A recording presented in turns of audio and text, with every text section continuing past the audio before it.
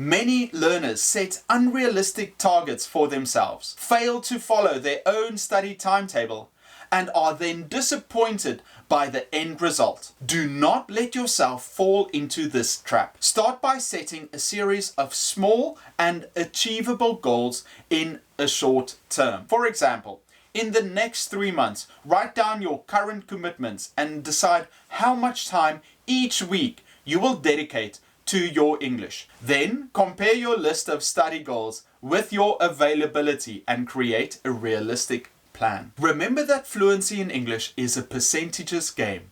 Accept that you may never become a native English speaker, but that is not the goal. Work towards improving your respective skills step by step over time. It is unlikely that you will ever gain 100% native English accent, but perhaps 90% would be enough. Keep your goals clear in your mind. For example, with the accent, the main thing is to be understood by everyone, and that means to have a clear standard pronunciation with minimal confusion between similar sounds. This principle also applies to your other English skills. Visualize your progress to appreciate what you have achieved so far. Motivation often comes when seeing the results of your efforts. Testing your skills from time to time can help you visualize your progress so you feel more positive about your English. For example, try setting yourself a 20-word or phrase vocabulary test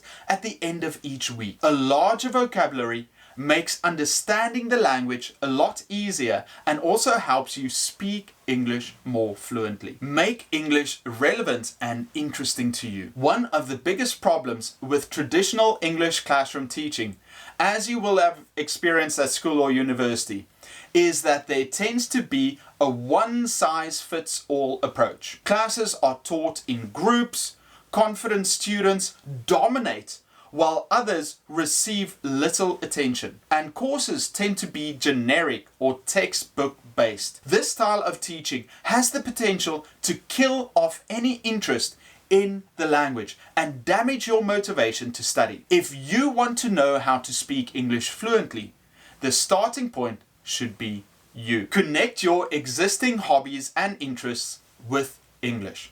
English is never boring. If you study with material that is relevant and interesting to you, take a piece of paper and write down a list of hobbies and interests that motivate and stimulate you in your daily life. Now, think of ways that you can connect each of these with English.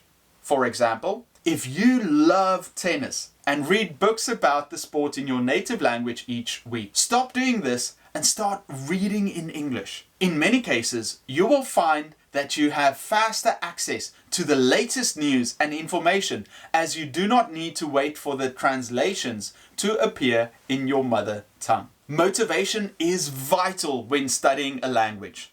Many learners fail to develop a love for English at school because they find the lessons and textbooks boring.